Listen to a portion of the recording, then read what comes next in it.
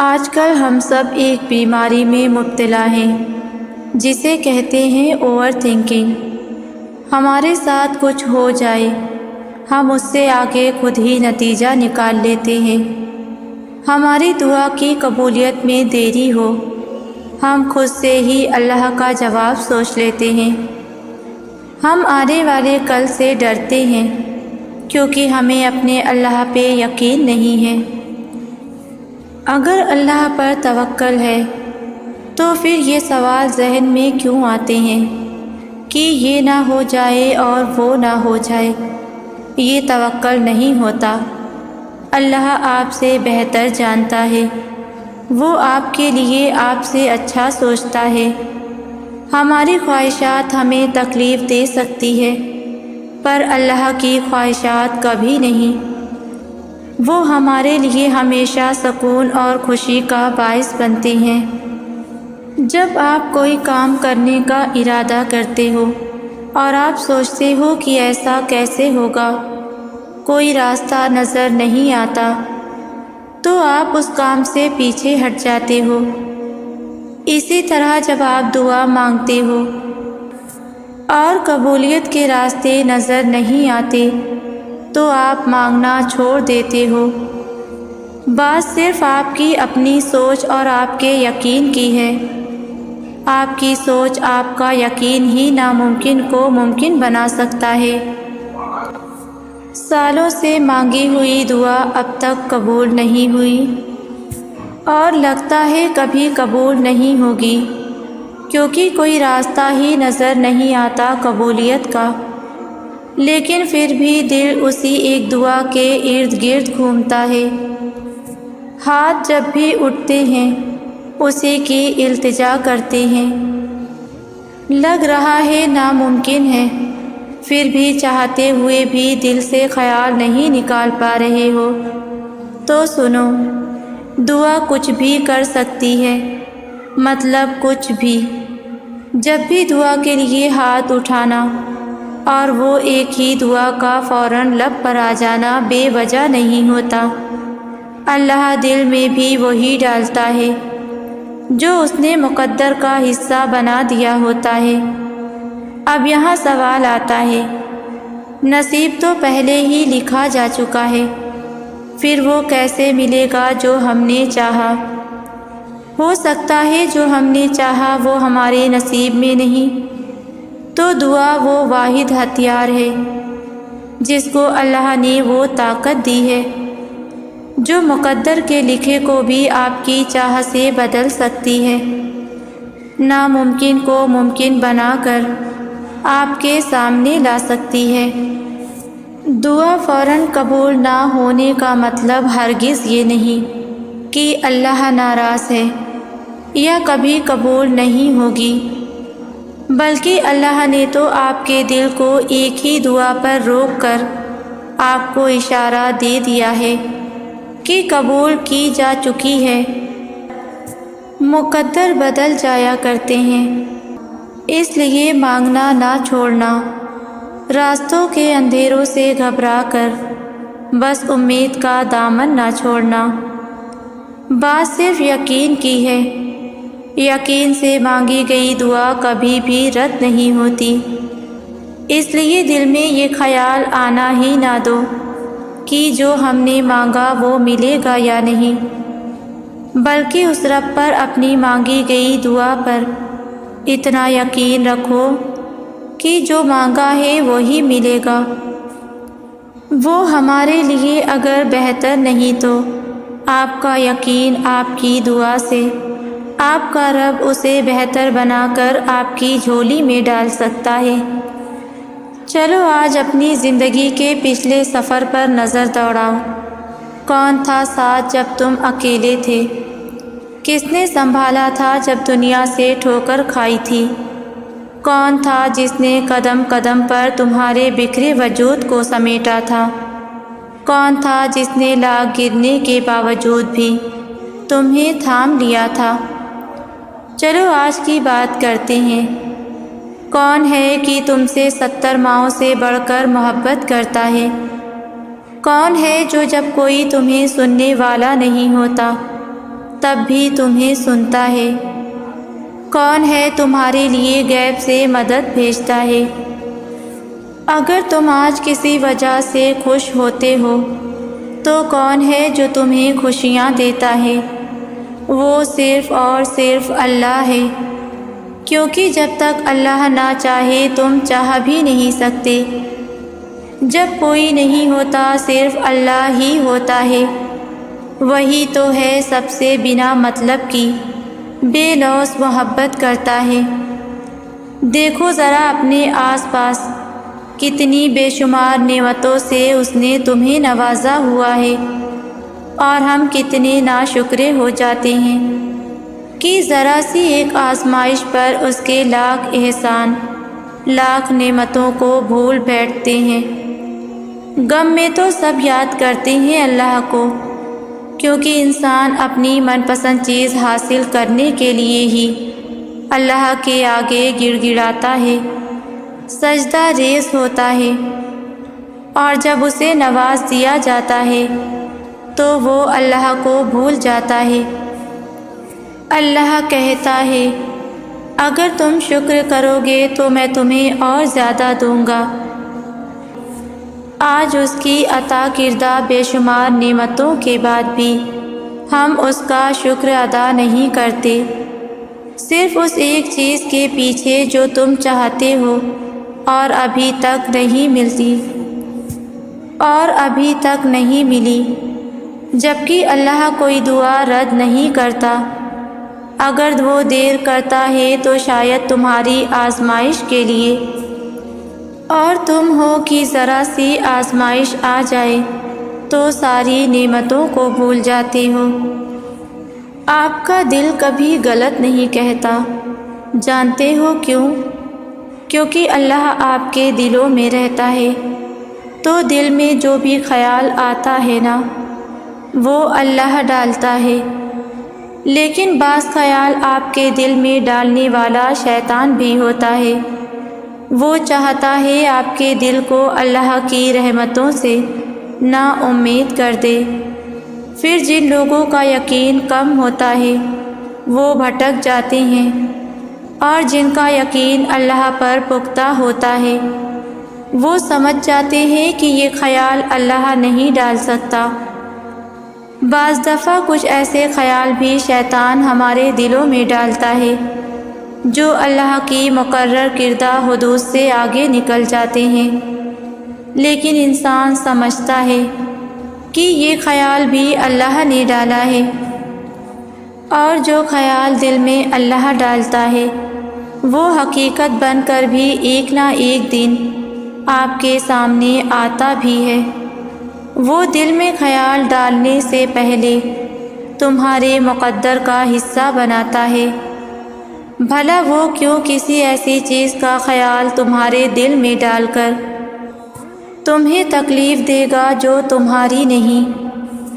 راستے بھلے ہی وہ چنتا ہے، ایسے راستے بھی ہوتے ہیں جو مشکل ترین ہوتے ہیں۔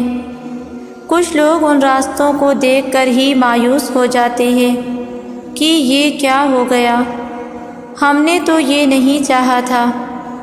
لیکن یقین کرو، جب منزل پر پہنچو گے نا تو یہی کہو گے کہ ہاں یہی چاہیے تھا ہمیں، لیکن یہ کیسے مل گیا، کیسے ممکن ہوا یہ؟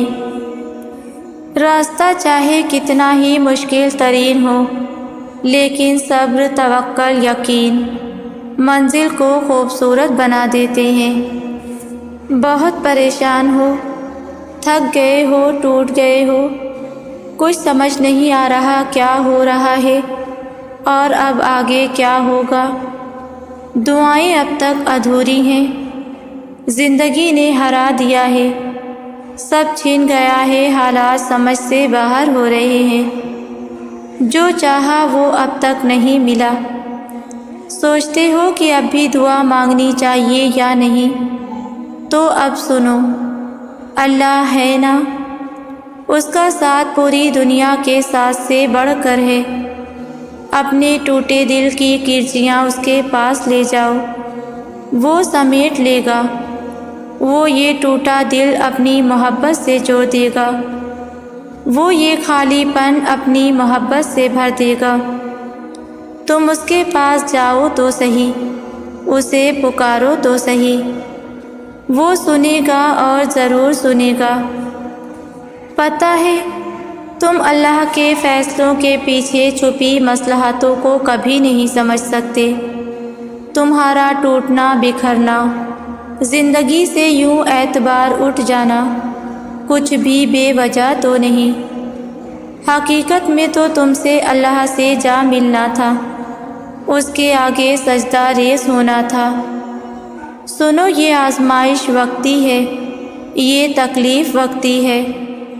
بھلا کبھی ایسا ہوا ہے کہ رات کے بعد دن نہ آئے؟ تو تمہاری زندگی کا اندھیرا مشکلات کیسے رہ سکتا ہے؟ یقین رکھو اللہ پر، یہ اندھیرا وقتی ہے، اور اس کے بعد روشنی ہی روشنی تمہارا مقدر ہے۔ سنو، دعائیں ادھوری نہیں رہتی ہیں، ایک دن حقیقت بن کر سامنے آتی ہیں۔ تمہاری دعائیں اللہ نے سنبھال رکھی ہیں، تم بھول جاؤ گے، وہ نہیں بھولے گا۔ وہ بہترین وقت آنے پر تمہاری ساری دعاؤں کا جواب دے گا، ایسا جواب جو تمہیں ہمیشہ کے لیے خوش کر دے گا۔ تمہاری دعا جب حقیقت بن کر تمہارے سامنے آئے گی تو سوچو وہ منظر کیسا ہوگا۔ تو صبر کرو، یقین رکھو اور اپنی دعاؤں کو جاری رکھو، معجزے ہونے تو ابھی باقی ہیں۔ قبول نہ ہونے والی دعا قبول ہوئی دعا سے بڑا معجزہ ہوتی ہے، کیونکہ آپ کی کچھ دعائیں آپ کو توڑ دینے والی ہوتی ہیں، اور جب اللہ یہ دیکھتا ہے کہ آپ کی صاف نیت ہے تو اللہ آپ کو ان توڑ دینے والی دعاؤں سے بچا لیتا ہے، ان دعاؤں کے لیے جو آپ کے حق میں بہتر ہوتی ہیں۔ اور یہ سزا نہیں ہے، بلکہ اللہ کو آپ سے اتنی محبت ہے کہ وہ آپ کو غلط کا انتخاب کرنے نہیں دے سکتا، کیونکہ اکثر اوقات ہم خود ہی اپنے دشمن ہوتے ہیں اور اللہ ہمیں ہم سے ہی بچا لیتا ہے۔ ہو سکتا ہے کسی چیز کو آپ برا سمجھو اور وہ آپ کے لیے اچھی ہو، اور کسی چیز کو آپ اچھا سمجھو اور وہ آپ کے لیے بری ہو۔ آپ نہیں جانتے لیکن اللہ جانتا ہے۔ مجھے لگتا ہے تکلیف یہ نہیں ہوتی کہ جب ہم رو رہے ہوتے ہیں، جب ہم اپنے آپ کو سمجھ نہیں پا رہے ہوتے، جب ہم خود کو ایکسپلین کرنے کے لیے لفظ نہیں ڈھونڈ پا رہے ہوتے، جب اگلا انسان ہمیں ہی غلط کہہ کر چلا جاتا ہے اور ہم اسے روک نہیں پا رہے ہوتے۔ تکلیف وہ ہوتی ہے جب ہم اس سچویشن میں اللہ کو بھول رہے ہوتے ہیں۔ ہم روتے ہوئے اللہ کو یاد کیوں نہیں کرتے؟ لوگوں کے پیچھے کیوں بھاگتے ہیں جب اللہ ہماری شہ رگ سے قریب ہے؟ تکلیف وہ ہوتی ہے جب ہم لوگوں سے ایکسپیکٹ کرتے ہیں کہ وہ ہمیں سمجھیں گے، مگر اللہ کو کیسے بھول جاتے ہیں؟ وہ تو بغیر بتائے بھی ہمیں جانتا ہے نا، وہ تو کہتا ہے کہ میری طرف آؤ، مجھے بتاؤ، مگر ہم ہی اسے بھولے چلے جاتے ہیں۔ شاید اسی لیے ہمیں سکون نہیں مل رہا، شاید اسی لیے کہ ہم نے دنیا کو سب سے پہلے رکھ لیا۔ اللہ کو ماننا تو آسان ہے، لیکن اللہ کی ماننا مشکل کام ہے۔ اسی لیے اللہ کبھی کبھار ہمیں زندگی کے اس موڑ پر لا کھڑا کرتا ہے جہاں ہمارے پاس کوئی بھی آپشن نہیں بچتا، پھر ہمیں اللہ کی ماننی پڑتی ہے۔ اور یہی ہمارے ایمان کا امتحان ہوتا ہے کہ جس چیز کا ہم اللہ سے دعویٰ کرتے ہیں، کیا واقعی ہم اس پر پورا بھی اتر سکتے ہیں؟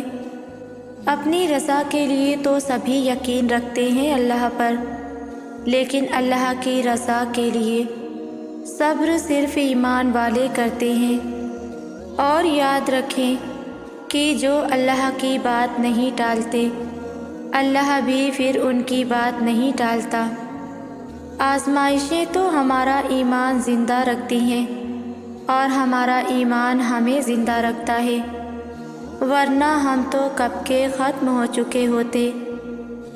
ہر محرومی آپ کا امتحان ہے اور امتحان میں پاس وہی ہوتا ہے جو استاد کو راضی کرنے میں کامیاب ہو جاتا ہے۔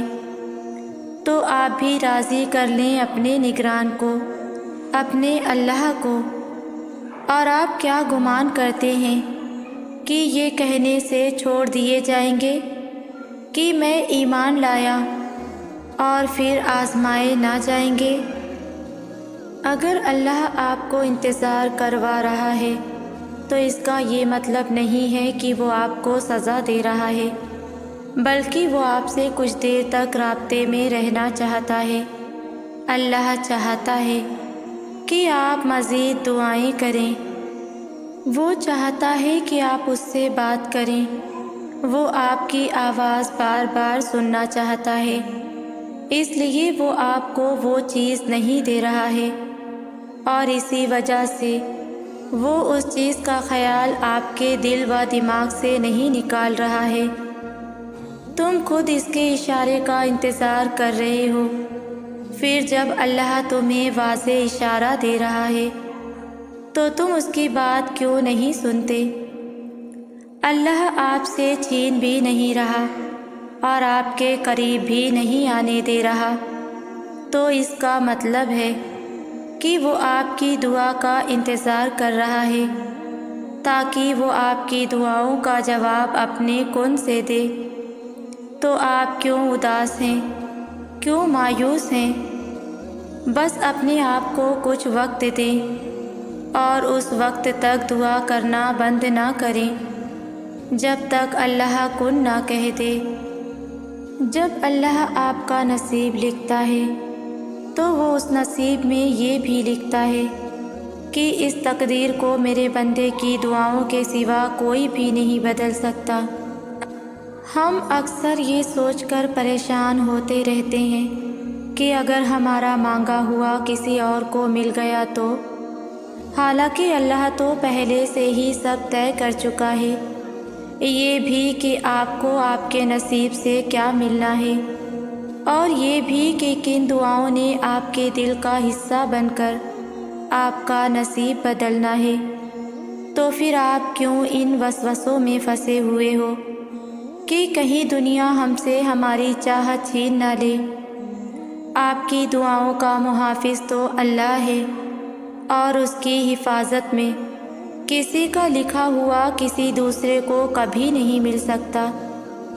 جو بھلائی اللہ نے آپ تک بھیجنی ہے وہ آپ تک ہر حال میں پہنچ کر ہی رہے گی۔ جو معجزے اللہ نے آپ کے لیے مقرر کیے ہیں وہ معجزے ہو کر ہی رہیں گے۔ کوئی بھی اس ہونی کو نہیں ٹال سکتا سوائے اللہ کے، جس پر اللہ نے ہمارے لیے پہرے بیٹھا رکھے ہیں، اسے ہم سے کوئی نہیں چھین سکتا۔ ہمیں اللہ سے اکثر یہ شکایت بھی ہوتی ہے کہ اللہ تو ہر شر کو خیر میں بدل سکتا ہے اور ہر بری چیز کو ہمارے لیے اچھا بنا سکتا ہے، تو پھر وہ ہمیں وہ چیز بہتر بنا کر کیوں نہیں دے دیتا جو ہمارا دل چاہتا ہے؟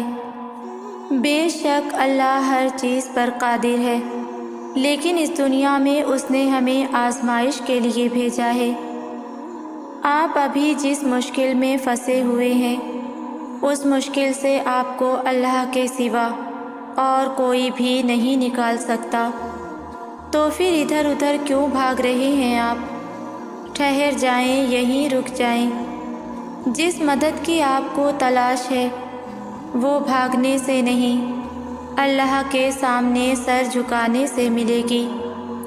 یہی غلطی تو پہلے بھی آپ سے ہوئی تھی، آپ اللہ کے سامنے سر نہیں جھکاتے تھے، اس لیے حالات ایسے پیدا کر دیے گئے جو آپ کو اللہ کے آگے جھکا دیں۔ سمجھیں اس بات کو کہ اس دنیا میں اللہ کے سوا آپ کا کوئی بھی دوست اور مددگار نہیں ہے۔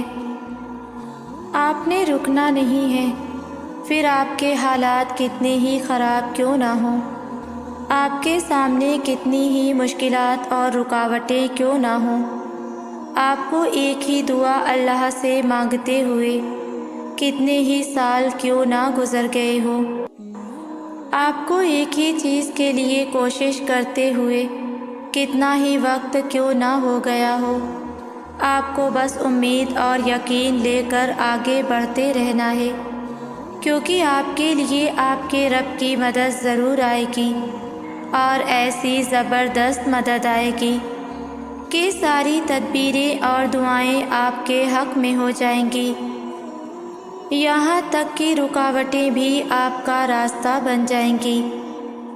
اللہ کے پاس آپ کے لیے ایک خاص منصوبہ ہے، اور وہ منصوبہ آپ کو بچانے کے لیے ہے۔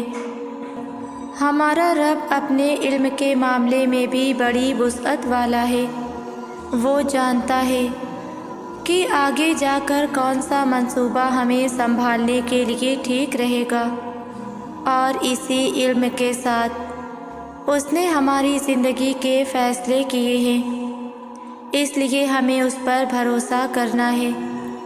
اللہ پر بھروسہ کیے بغیر ہمارا گزارا نہیں ہے۔ آپ اللہ سے بڑھ کر جس چیز سے بھی محبت کریں گے، وہ چیز ہمیشہ آپ کے لیے تکلیف کا باعث بنے گی، پھر چاہے وہ کوئی رشتہ ہو جسے آپ نے اپنے اور اپنے رب کے رشتے سے بڑھ کر مضبوطی سے تھام رکھا ہو، یا کوئی ایسا خواب ہو جس کے پیچھے آپ جنون کی حد تک پاگل ہوں، یا کوئی اور چیز ہو جسے پانے کی غرض نے آپ کو اللہ کی حدود سے غافل کر دیا ہو۔ وہ لمحہ جب آپ ان چیزوں کو اللہ سے بڑھ کر رکھنے لگتے ہیں، تب یہی چیزیں جو آپ کو خوشی کا ذریعہ لگ رہی ہوتی ہیں، آہستہ آہستہ آپ کے لیے ناقابل برداشت درد کا باعث بن جاتی ہیں۔ پھر وہی لوگ جس کے بارے میں آپ نے سوچا ہوتا ہے کہ وہ آپ کو خوشی دیں گے، وہی لوگ آپ کو ہرٹ کر جاتے ہیں۔ کبھی کبھی ایسا ہوتا ہے کہ ہمارے سر پر اچانک کوئی مصیبت آ جاتی ہے، کبھی بیٹھے بیٹھے کوئی بیماری، کبھی مال کا کوئی نقصان، یا پھر کوئی ذہنی دباؤ، کسی رشتے میں کوئی دراڑ، یا پھر کوئی ایسی مصیبت جو ہمیں جھنجھوڑ کر رکھ دیتی ہے۔ ایسا اس لیے نہیں ہوتا کہ اللہ اب آپ کو آپ کے گناہوں کی سزا دے رہا ہے، ایسا اس لیے ہوتا ہے کہ آپ اللہ کو بھولنے لگتے تھے۔ دنیا نے آپ کو اتنا مصروف کر دیا تھا کہ آپ کے پاس اللہ کے لیے وقت نکالا نہیں جا رہا تھا، اور ایک وقت آیا کہ اللہ کی طرف سے آپ کو ذہن بالکل ہی ہٹ گیا۔ یہ اچانک مصیبت اللہ کی طرف سے اتنی بڑی نعمت ہے کہ آپ کا ذہن فوراً سے اللہ کی طرف کرتی ہے۔ یہ تکلیفیں آپ کو اللہ کے قریب کرنے آئی ہیں تاکہ آپ رب سے مانگیں، اور رب آپ کی دعائیں قبول کر لے، تاکہ آپ کا رب سے تعلق دوبارہ بن جائے۔ آپ کی زندگی کسی موڑ پر بھی چلی جائے، یہاں تک کہ کوئی راستہ بھی نظر نہ آ رہا ہو، ہر طرف اندھیرا بھی چھا جائے، تو بھی رب کی رحمت سے نا امید نہ ہو، کیونکہ یہی رب کی رحمت کی امید تو اندھیرے میں روشنی ہے، یہی رب کی رحمت کی امید ہی تو ہے جو ایک میجیکل راستہ نکال کے آپ کو دے دیتی ہے، جو کسی کو نظر نہیں آ رہا ہوتا، لیکن آپ کے دل کو رب اطمینان کی صورت یہ راستہ دکھاتا ہے۔ وہ آپ کو سمجھا دیتا ہے کہ دنیا میں جو ہونا ہے وہ تو اللہ ہی کی مرضی اور اجازت سے ہونا ہے، نہ پہلے کبھی آپ کچھ کر سکتے تھے اور نہ اب کچھ کر سکتے ہیں۔ آپ کو تو بس اللہ کی طرف سے ہی کوئی خبر، کوئی راستہ، کوئی وسیلہ ملنا ہے، اور ہمیشہ کی طرح اب بھی آپ کا کام بن جانا ہے۔ پتہ ہے قرآن پاک میں اللہ تعالیٰ نے کہا ہے کہ ہمارے دلوں کے لیے سب سے بڑی شفا اللہ نے کیا اتاری ہے؟ اپنی کتاب قرآن پاک۔ ذرا تصور کریں وہ لمحات جب لوگوں کے غلط لہجے آپ کے دل کو غمگین کر جاتے ہیں، لوگوں کی جلی کٹی باتیں آپ کا اندر ختم کر دیتی ہیں، لوگوں کا غلط رویہ کیسے آپ کو رلاتا ہے۔ اللہ تعالیٰ جانتے ہیں کہ ہمارے دل ہی ہیں جو سب سے زیادہ متاثر ہوتے ہیں، ہمارے دل ہی ہیں جو ٹوٹ جاتے ہیں، جو زخمی ہو جاتے ہیں، اور ان کے لیے واحد شفا اللہ کا کلام قرآن ہے۔ پھر ہم کیوں اس قرآن کو چھوڑ کر دوسری جگہ مرہم تلاش کر رہے ہیں؟ اللہ کے یہاں آپ کے ایک ایک عمل کی بڑی قدر ہے، اتنی کہ وہ آپ کو ایک نیکی کا تو لازمی 10 گنا بڑھا کر اجر دیتا ہے، لیکن یہ اجر 700 گنا تک بھی بڑھا دیا جاتا ہے۔ پتہ ہے کب؟ آپ کی نیت اور رب کی رحمت جب جوش میں آ جائے۔ اسی لیے آپ اپنی پرائرٹی اللہ کی کتاب اور نماز کو بنا لیں۔ ہم وقت کی کمی کے باعث عبادات کم سے کم کرتے ہیں، اور یہاں تک پہنچ جاتے ہیں کہ فرض نمازیں تک چھوڑ دیتے ہیں، لیکن ہمارے دنیاوی کام تب بھی مکمل نہیں ہو پاتے۔ کبھی کوئی رکاوٹ آ کھڑی ہوتی ہے، کبھی ٹریفک میں پھنس کر ہمارا وقت ضائع ہو جاتا ہے، لیکن آپ کو پتہ ہے جو اللہ کو وقت دیتے ہیں، اللہ ان کے کام ایسے مکمل کرواتا ہے اور ایسے راستے نکالتا ہے جو انہوں نے کبھی سوچے بھی نہیں ہوتے۔ ان کے وقت میں اتنی برکت ڈال دی جاتی ہے کہ ان کے سب کام نمٹ جاتے ہیں۔ یہ ہڈن میریکل صرف اللہ کو وقت دینے والوں کو نظر آتا ہے۔ اللہ ہمارے اعمال کی کوانٹٹی کو نہیں دیکھتا، بلکہ وہ ہمارے اعمال کی کوالٹی کو دیکھتا ہے، اور ہمارے اعمال کی کوالٹی کو ڈیفائن ہماری نیت کرتی ہے۔ نیت یعنی دل کی کیفیت۔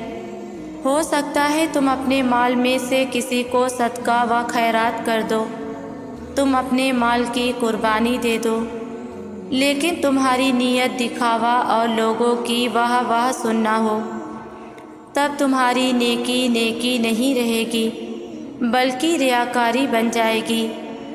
اصل نیکی تو تمہاری تب کاؤنٹ ہوگی جب تم اس ریاکاری کی قربانی دو گے، جب تم اپنی پسندیدہ چیزوں کو اللہ کے لیے قربان کرو گے۔ نیکی کے مقام تک تم تب ہی پہنچ سکو گے جب تمہارا مقصد صرف اللہ کی رضا حاصل کرنا ہوگا۔ اللہ قرآن میں فرماتا ہے، تم ہرگز نہیں پہنچ سکتے نیکی کے مقام کو جب تک کہ خرچ نہ کرو اسے جو تمہیں پسند ہے۔ یہ پوری کائنات ہر لمحے اللہ کی مدد کی منتظر، ہمارے جسم کا ایک ایک ذرہ اپنے رب سے التجا کر رہا ہے، ہر اگلے لمحے کی۔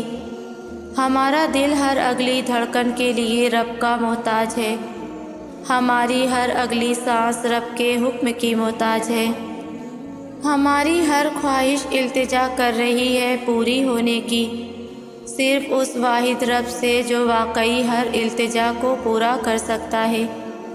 تو پھر آپ کیوں اپنی زبان کو تالو سے چپکائے بیٹھے ہیں؟ آپ کیوں نہیں اپنے رب سے التجا کر رہے؟ کیوں اس سے مانگ نہیں رہے؟ اللہ تو کہتا ہے وہ آپ کی دعاؤں کو سننے کا اور انہیں قبول کرنے کا منتظر ہے۔ وہ آپ کی دعاؤں کو سننے کا اور انہیں قبول کرنے کا منتظر ہے، تو کیوں آپ نے دعائیں مانگنا چھوڑ دی ہیں؟ کالی گھٹاؤں کے بعد سورج کی روشنی۔